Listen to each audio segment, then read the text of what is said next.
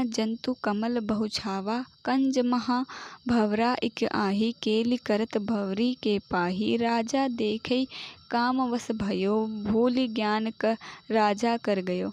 अर्थात वन में उनसे अनेक मृगों को मारा और जल के लिए किसी मुनि के आश्रम की ओर चला। तब उसे अनेकों जीव और बहुत से कमलों वाला एक अनुपम सुहावना तालाब मिला। तब वहाँ कमल के कोष में एक भंवरा आकर भंवरी के पास उसे क्रीड़ा करने लगा, जिसे देखकर राजा काम के वश हो गया और उसका ज्ञान जाता रहा। रानी रूप हृदय रही धरि राऊ, वीर पात भयो वही ठाहु। राजा कही विये दे आही, तासुको तेज पता कही जाही। अर्थात जब जो राजा ने रानी का स्मरण किया तो उसी स्थान पर उसका वीरपात हो गया। राजा ने सोचा, यदि मैं इसी वीर को रानी के पास भेज दूं तो उसका तेज बड़ा उन्नतशील होगा। आगे दोहा है, मन विचार कर राजा, पक्षी सो कहीं भुलाई। पद पत्र दोना कियो, ताही वीर सो पाई।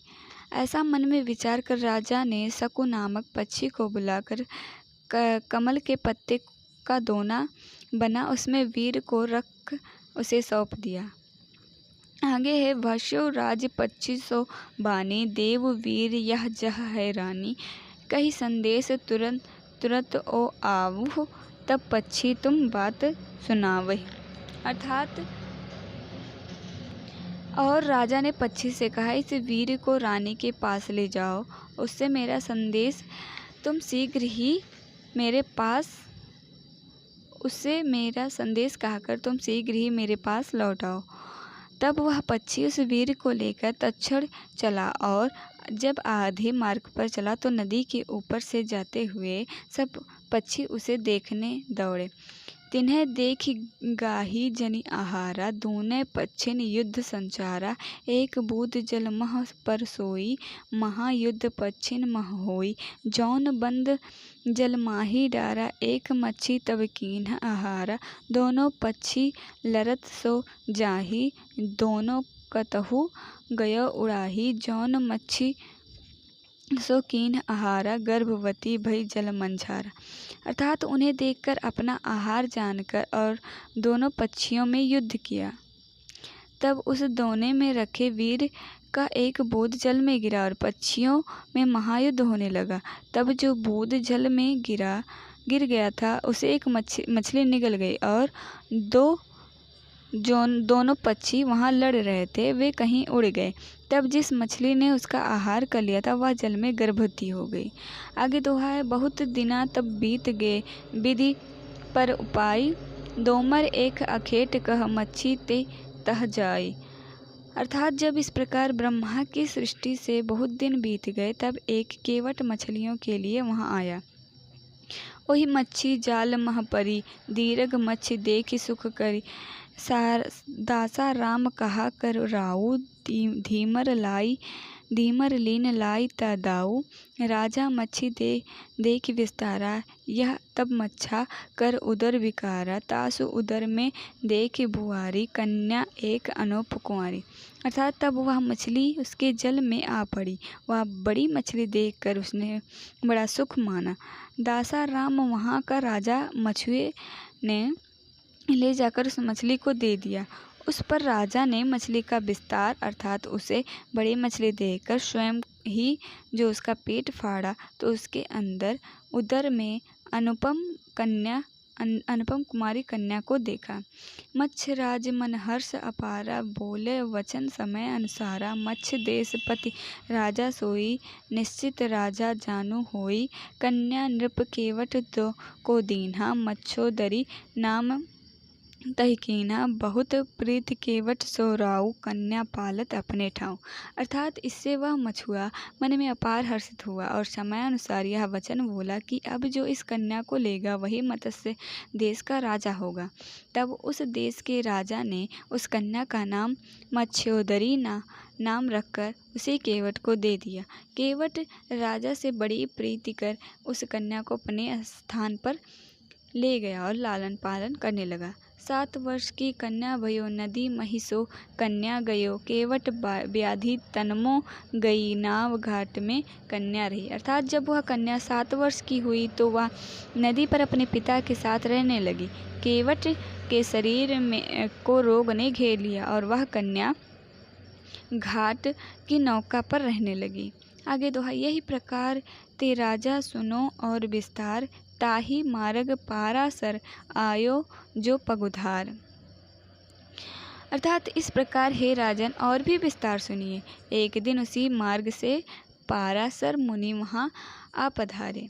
नदी घाट पारासर जाई, मच्छोदरी को देखियो आई, कन्या देखि मोहि मन गयो कामातुर, पारासर कह्यो लगन देखि ऐसी मुनि ताही, जन्महि पुत्र सुपंडित माही, कन्या पाही कही मुनि बाता, नदी घाट कर मत संख्याता।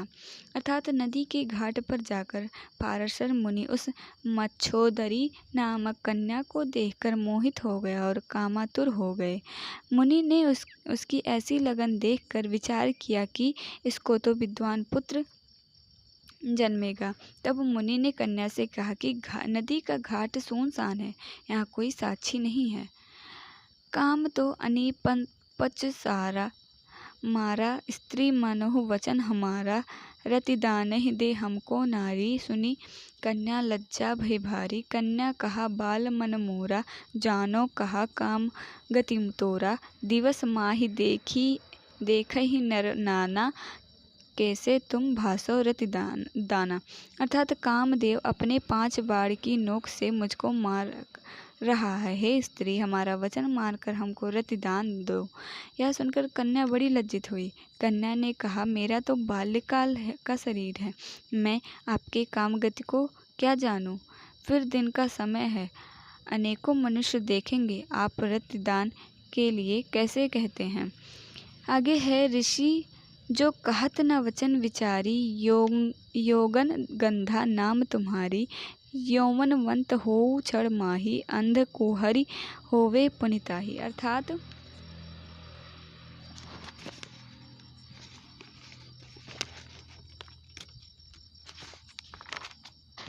ऋषि ने कहा कि यह तुम विचार से वचन क्यों नहीं कहती हो कि तुम्हारा तो नाम योजन गंधा है, क्षण मात्र में युवती हो जाओ और पुनः यह अंधा कोहरा छा जावे।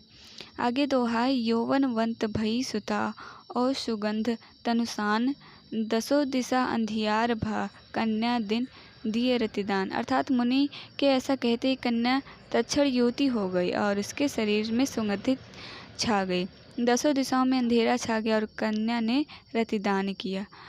आगे है, रतिरस पराशर तब कीन्हा, व्यास देव जन्महि तब लीन्हा, जन्मेऊ बालक गर्भ मंझारा, पिता संग वह तब वन पगुधारा, पुत्र हेतु रोवत सो रानी, तब व्यास कहे बखानी, विष्णु माया जन्म हमारा, कौन काज दुख करो अपारा। अर्थात तब पाराशर ने उससे रतिरस किया, जिससे व्यास जी ने जन्म लिया। गर्भ में जन्मते ही उस बालक ने पिता के साथ वन को अपने चरण बढ़ा दिए।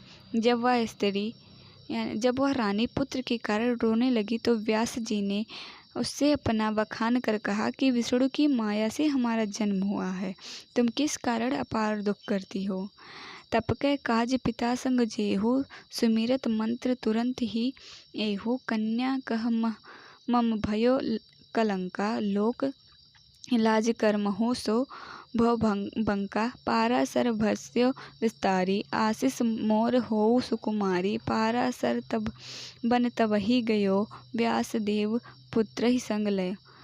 अर्थात मैं तप के लिए पिता के साथ जाऊंगा, तुम्हारे इस मंत्र के स्मरण करते ही तुम्हारे पास आ जाऊंगा। कन्या ने कहा, मुझे लोक लज्जा का कलंक भी लगा और भाग्य भी फूट गया। तब पाराशर ने विस्तार पूर्वक कहा, मेरे आशीर्वाद से तुम्हारा कौमार्ग सुरक्षित रहेगा। ऐसा कहकर पुत्र व्यास देव को साथ लेकर पाराशर जी वन को चले गए। मित्रों, आशा है आपको ये कथा मनभावन लग रही होगी। आप सभी मेरे साथ बने रहिए और इस पावन कथा को आप सुनकर आनंद लीजिए। जय श्री कृष्णा। जय